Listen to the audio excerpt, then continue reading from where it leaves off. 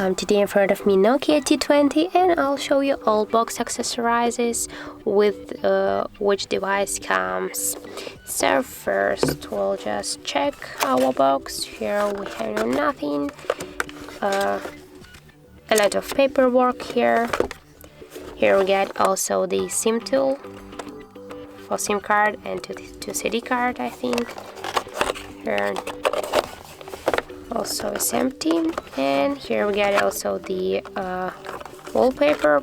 Wallpaper, the paper box, and inside in this box we get only the Nokia charger brick with all the specs here on this side, and also the USB Type-C cable.